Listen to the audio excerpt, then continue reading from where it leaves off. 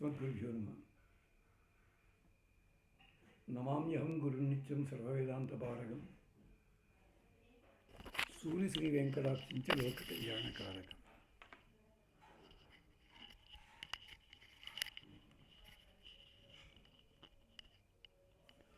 नमाम्यहं गुरुनित्यं सर्ववेदान्तपारगं सूर्यश्रीवेङ्कटाक्षं च लोककल्याणकारकम्। व्यासाय विष्णुरूपाय व्यासरूपाय विष्णवे నమో వై బ్రహ్మనిధయే వాసిష్ఠాయ నమో నమః. బౌద్ధులరా, ప్రపంచంలో కొన్ని పదాలకి ఒకే అర్థం చెప్పుకుంటాం మనం. గురువు, ఆచార్యుడు, బోధకుడు, చోదకుడు, ప్రచోదకుడు, తరువాత ఉపాధ్యాయుడు అని చెప్పి అందరికి ఒకటే అర్థం చెప్తాం. గురు శబ్దానికి అర్థం ఏమిటంటే గుశబ్దత్తు అంధకార రుకారత్ తన్నిరోధక, అజ్ఞానం అనే అంధకారాన్ని తొలగించేవాడు ఆయన గురువు.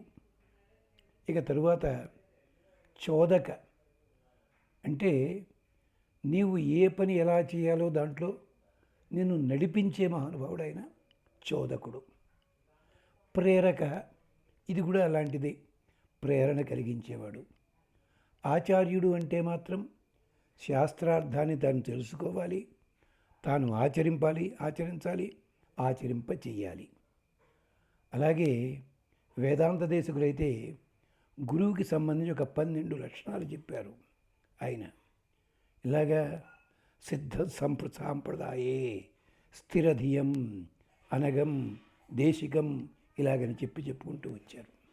దేశికుడు దిశానిర్దేశం చేసేవాడు. ఇక తరువాత ఉపాధ్యాయుడు, ఉపాధి కోసమే అధ్యయనం చేయించేవాడు అని చెప్పి ఇక్కడ ప్రతి దానికి విశేషాలు ఉన్నాయి. అర్జునుణ్ణి ఉపాధ్యాయుడని ఎక్కడా కూడా చెప్పలే భారతంలో. ఆయన్ని ఆచార్యుడని గురువనే చెప్పారు. ఉపాధ్యాయుడంటే అర్థం ఏమిటంటే ఉపాధి కోసమే ఆ వృత్తిని ఎన్నుకునేవాడు అని చెప్పి. శాస్త్రం ఏమిటంటే గురువు అన్నవాడు శిష్యుడి యొక్క బాగుని, శిష్యుడి మనస్సుకి అధికారి అయ్యి రక్షించాలి. ఆ ఆచార్యుని శరీరాన్ని రక్షించే బాధ్యత శిష్యుడిది. ఇది ఉపాధిబద్ధం. కానీ ఇది ఉపాధిగా తీసుకోలేదు. తన శరీర పోషణ కోసం వచ్చినా కూడా నిజమైన ఆచార్యునిగానే ఉన్నాడు మహానుభావుడు అర్జునుడు. అందుకనే మనకేం చెప్పాం, శత్రు విరస్యతి ధనంజయ కీర్తనేన, మనలో ఉండే అన్ని రకాల దోషాల్ని తొలగించేవాడు ఆయన. అదే చెప్పుకున్నాం కదా. ఆయనకి ఎంతమంది గురువులు అన్నది, రుద్రుడు ఉన్నాడు, అదే పద్ధతి లోపల అగ్ని ఉన్నాడు, వాయుదేవుడు ఉన్నాడు, ఇంద్రుడు ఉన్నాడు, ధౌమ్యుల వారు, ఇతర వచ్చిన ఋషులు, సాక్షాత్తు కృష్ణ పరమాత్మే కూడా, ఇలాంటి వాళ్ళందరూ కూడా ఉన్నారు. అలాగా అంతమంది గురువుల దగ్గర నేర్చుకున్నాడు మహానుభావుడు. అది అంచేత అతను వాడిన పరికరాలు కానీ ఉపయోగించిన వస్తువులు కానీ గొప్పగా చెప్తారు. చెప్పడానికి ప్రోత్సాహం కలిగించింది ఏమిటి అంటే మనకి విరాట పర్వంలో 53వ అధ్యాయంలో ద్రోణుడి ప్రశంస ఉంది చూడండి. అతని గొప్పతనం ఏమిటన్నది. రథి శరీ చారుతలీ నిషంగి శంఖి పతాకి కవచి కిరీటి ఖడ్గీచ ధన్వి విభాతి పార్థ శిఖీవృత సృగ్భి ఇవ ఆజ్యసిక్త. ఇంతవరకు వేదంతో చెప్తుంటే పనిగట్టుకు చెప్తున్నాడేమో అని కొందరు అపోహపడి ఉండవచ్చును. ద్రోణాచార్యుల వారు అతను ఉపయోగించిన వస్తువులన్నిటినీ కూడా యజ్ఞపరంగా, యజ్ఞంలో వస్తువులతో పోలికగా చెప్పాడు మహానుభావుడు. ఈ వివరాలు కావాలంటే విష్ణు ధర్మోత్తర పురాణంలో యుద్ధంలో ఉపయోగించే ఆయుధాలన్నిటికీ కూడా ప్రత్యేకమైన అధ్యాయం ఉంది, దాంట్లో వర్ణించాడు. ఈయన రథి, మంచి రథికుడు. రథం ఎలాంటిదైనా కానీ అవలేలగా అధివసించేవాడు రథి. శరీ, శరములు కలిగినవాడు. ఈ శరముల్లో కూడా రకాలుంటాయి. మళ్ళీను కనీసం 12 రకాలు చెప్పింది మనకి ఏది విష్ణు ధర్మోత్తర పురాణము. అలాంటివి. శరీ చారుతలి, ఆ రథము చక్రాలు అంతేకాదు, అవన్నీ కూడా చారుతలి, అందమైన తలము కలిగిన నిషంగి, అమ్ముల పొదులు అవి ఉన్నాయి.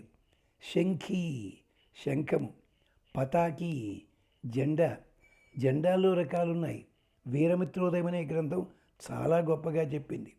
రాజుగారి జెండా ఎలా ఉండాలి, మంత్రి జెండా ఎలా ఉండాలి, సేవకులకు ఎలా ఉండాలి, అధికారులకు ఎలా ఉండాలి. జెండా ఒకటి, పతాకం ఒకటి, కేతనం ఒకటి, రెపరెపలాడేది మామూలుగా ఉండేది. అది ఎంత పొడుగు ఉండాలి, ఆ పొడుగని ఆ జెండా తయారు చేయడం కూడా ఎలాంటి వస్త్రంతో, జెండా మీద గుర్తేమిటి, ఇవన్నీ చెప్పాడు దాంట్లో. అలాంటిది పతాకి. కవచి, ఆ కవచం ఏమిటి, వేసుకున్నా వేసుకోనట్టే ఉంటుంది, ఆ కవచం అతనిలో కలిసిపోతుంది. అలాంటి కవచము కవచి. కిరీటి, కిరీటం కూడా మామూలు దెబ్బది కాదు, అది ఒక్కొక్కసారి బాణం పడ్డా కిరీటం కదలదు, అలాంటిది కిరీటి. ఖడ్గి, ఈ ఖడ్గాన్ని విష్ణుధర్మోత్తరం ఎంత బాగా వర్ణించిందండి. ఖడ్గి, ఖడ్గాల్లో రకాలు ఉంటాయి, పొడుగుల్లో తేడా, అంచుల్లో తేడా, వాటి కవచాలు ఉండాలా వద్దా, వరలు ఉండాలా వద్దా, ఏ లోహంతో తయారు చేయాలి, ఏదెప్పుడు వాడాలి, అది ఉంటుంది. ఖడ్గి. ధన్వీచ, దీనికి ధనుస్సు, గాంధీవం, దానికి ఉద్యోగ పర్వంలో 5 అధ్యాయాలు చూపించారు, అలాంటిది. ధన్వీచ విభాతి పార్థ, ఇది మళ్ళీ ముందు ఉత్తర గోగ్రహణ సమయంలో అది మాట్లాడుకుంటాం, ఇలాగా అందుకు క్లుప్తంగా చెప్పాం. పార్థ శిఖి వృత సృగ్భి ఇవ ఆజ్యసిక్త, అది ఎలాంటివి ఎలా ఉంటాయట ఆయన మహానుభావుడు. ఇవన్నీ కూడా ఉంటాయి. యజ్ఞంలో ఉపయోగించే సురుక్కు ఉంటాయి, నేతితో తడిపినవి అల్లా ఉంటాయి. ఇవి అంటే అంత స్వాదువుగా ఉంటాయి, అంత మృదువుగా ఉంటాయి, అంత కఠినంగా ఉంటాయి. ఎక్కడైనా కాస్త వేడి తగిలితే చాలు కరిగిపోతాయి, మంట అందుకుంటాయి. అలాంటివన్నీ ఉన్నాయి. ఇది కొన్నే వర్ణించాడు అధ్యాయంలోను. అనగానే అంటే ధనుర్బాణాలు ధరించిన వాడి తన గొప్పతనం చెప్పడం కోసం ఇంత మాట్లాడాలి అంటే, ఒక ఆచార్యుడిగా ఉత్తరతోటి ఎలా ఉన్నాడో చెప్పుకున్నాం.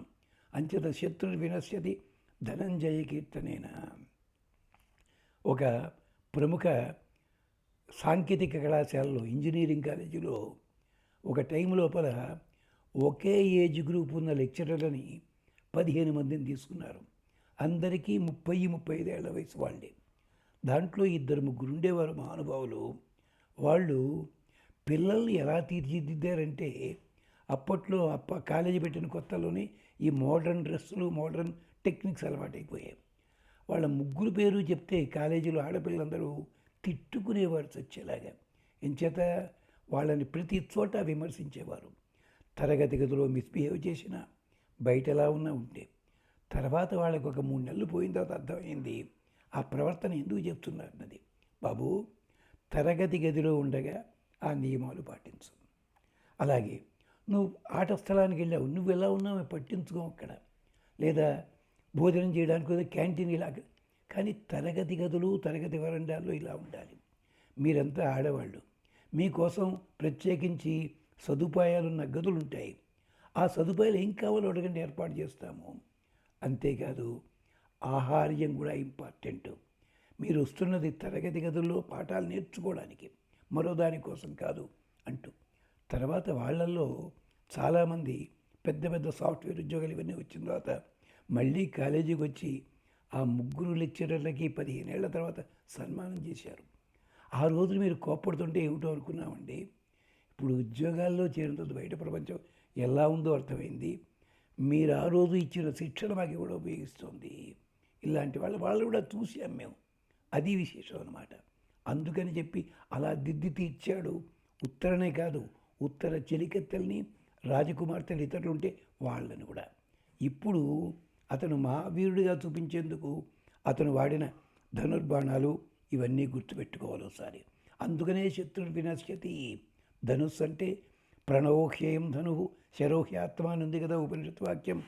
ధనుర్బాణాలు అనేసరికి మనకి గాంధీవము, అలాగే అక్షయ తూణీరాలు ఇవి కనిపిస్తాయి మనకి.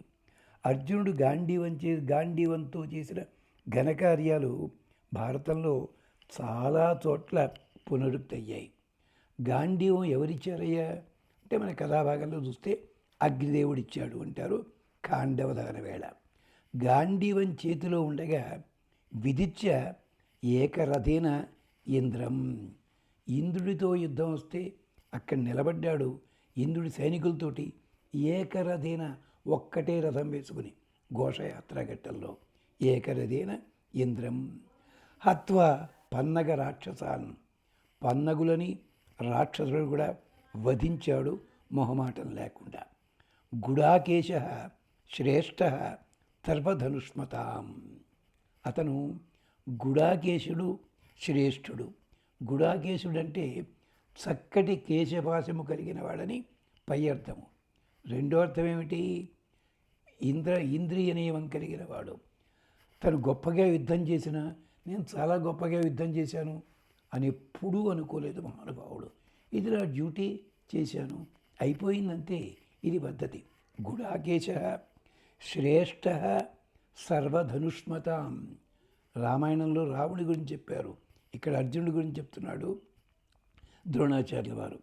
గాంధీవ ధన్వ భీభత్సు, ఆయన గాంధీవం అనే ధనుస్సు కలిగిన వాడు భీభత్సుడు. భీభత్సుడు అంటే అర్థము భయం కలిగించేవాడు తప్ప భీభత్సం చేసేవాడని కాదు అర్థం అక్కడ. అంటే యుద్ధరంగంలో ఎవరిని పడితే వాడిని చంపడం, చావుగొట్టడం, ఆ పని చేయడు ఆయన. ఆ బాణ ప్రయోగాలతోటే వాళ్ళలో భయాన్ని కలిగించి పరుగులు తీయిస్తాడు. అసలు గాంధీవ ధ్వని వినగానే కంగారు పడతారు. ఇది మనకి రామాయణంలో కూడా రామచంద్రస్వామి శస్త్రాస్త్ర ప్రయోగాల్లో కనిపిస్తుంటుంది. అదనమాట. అదే అన్నాడు మారీచుడు. అప్పటికి ఇంకా అజాత వ్యంజన శ్రీమాన్, అసలు పిల్లాడు యువకుడనడానికి కూడా గుర్తులేదు. నేను చాలా వేళాకోళంగా వెళ్ళాను యుద్ధానికి, కానీ ఒక్క దెబ్బతోటి ఎక్కడో పడ్డా నేను, అప్పుడు నాకు అర్థమైందన్నాడు మారీచుడు రావణాసుడితోటి. అలాగా శ్రేష్ఠ సర్వధనుష్మతాం గాంధీవధన్వ బీభత్సు ఉషిత్వా పంచవర్షాణి సహస్రాక్షస్య వేస్మని అస్త్రయోగం సమాసాద్య స్వవీర్యాత్ మానుషాత్ అద్భుతం దివ్యాని చ అస్త్రాణి చ ఆప్తాని దేవరూపేణ భాస్వత. ఇది ద్రోణాచార్యుల వారు తన శిష్యుని పొగడ్డం కాదు, తను శిష్యరికం చేస్తుండగా, తన దగ్గర శిష్యరికం చేస్తుండగా నేర్పిన విద్యలన్నీ ఉన్నాయి. ఇవి కాకుండా పై భాగాన్ని కూడా తెలుసుకున్నాడు. ఇలాగా ఉషిత్వా పంచవర్షాన్ని, వీళ్ళ అరణ్యవాసంలో ఉండగా 5 ఏళ్ల పాటు ఇంద్రుడి దగ్గర ఉన్నాడు. సహస్రాక్షస్య వేస్మని అస్త్రయోగం సమాసాధ్య, ఇంద్రుడి అస్త్రప్రయోగం ఎలాంటిదో ఋగ్వేదం ఒక సుమారు 70 మంత్రాల్లో చెప్పింది. అలాగే స్వవీర్యాత్ మానుషాత్ అద్భుతం, తన మానుష ధర్మంతో ఉన్న దాంతో అద్భుతాలు సాధించాడు. తన వీర్యంతో వాటిని మనకి రామాయణంలో కూడా మారీచుడి గొడవ చేసేటప్పుడు, మారీచు స్వభావం చేసేటప్పుడు తాటగా సమార సమయంలో నువ్వు నీ నేర్చుకున్న మానుష పరాక్రమాన్ని ప్రదర్శించి తాటకని పోగొట్టు. అప్పుడు ఇంకా అస్త్రాలు ఇవ్వలేదు, అస్త్రాలు ఇక్కడ ఉండొచ్చును, కానీ కాదు, నువ్వు మానుష ప్రయోగంతో ఉండే బలాన్ని ప్రయోగించన్నాడు విశ్వామిత్రుల వారు. అది అలాగా ఈయన స్వవీర్యాత్ మానుషాత్ అద్భుతం దివ్యాని చ అస్త్రాన్ని చ ఆప్తాని దేవరూపేణ భాస్వత. ఆ కాంతితో వచ్చాడు, ఆ దేవకాంతితో కనిపిస్తాడు. అందుకనే అతడు బృహన్నల రూపంలో ఉన్న విరాటరాజు ఆశ్చర్యపడ నడక అది చూసి, ఏమయ్యా నువ్వు నాట్యకారుళ్ళ లేవయ్యా, ఏదో మహానుభావుడివి ఎలా ఉందో అనిపిస్తుంది, నట్టువాంగం పట్టుకున్నావు, కానీ నీ చేతులు నీ ఒడలు చూచినట్టయితే ధనుస్సు యొక్క ఆ నారి వల్ల కాయలు కాచినట్టుగా కనిపిస్తోంది. నీ నడక తెచ్చిపెట్టుకున్నట్టుగా ఉంది తప్ప మహావీరులా ఉన్నావు అన్నాడు మహానుభావుడు విరాటరాజు. అది మన్యే ద్వాదశం రుద్రం, సాధారణంగా ఏకాదశ రుద్రుడు, అతన్ని చూస్తే 12వ రుద్రుడా అన్నట్టుగా ఉంటాడట. ఆదిత్యానాం త్రయోదశం, పైగా అతడు ఆదిత్యులు ఎంతమంది అంటే 12 ఆదిత్యులు, కానీ ఇతడు త్రయోదశ 13వ వాడుగా కనిపిస్తాడట. వసూనాంచ నవమం అన్యే, వసూల లోపల 9వ వాట, నిజంగా అష్టవసూలి. ఇతడు చూస్తే సంపదల్లా వస్తాయి. వసూనాంచ నవమమన్యే గ్రహాణం దశమం యథ. గ్రహాలలో 10వ వాడిగా కనిపిస్తున్నావు. అంటే దశమ గ్రహం అంటే అల్లుడు అనుకునేది కనుక కాదండి. శనిదేవత కొడుకు మాంది అన్నాడు. అతడు అన్ని అన్ని రకాల విఘ్నాలు కలిగిస్తాడు కేవలం ధనుర్బాణాలతోటి. అది అల్లా కనిపించావయ్యా. ఇంకా విశేషమైన వర్ణన చెప్పాడు అక్కడ ఉంది మన విరాటపరంలోనే. అంతేకాదు ఇంకా స్వయంగా తనని తాను గురించి చెప్పుకున్న మాట ఉంది. ఇది ఉత్తరుడి దగ్గర కాదు, ఉత్తరుడి దగ్గర చెప్పాడు, అహంకారం కోసం కాదు, సాత్విక ప్రతిపాదన. ఎలాగా నాయన, ఘోషయాత్రలో నేను గెలిచాను, కాండవధనం చేశాను, నివాత కవచల సంగ్రామంలో ఉన్నాను, పాంచాలీ స్వయంవరంలో ఉన్నాను. ఇది అర్జునుడు అన్నాడు తప్ప నేను అని చెప్పాలా. గమనించండి, ఇవన్నీ కూడా చేశాను నేను.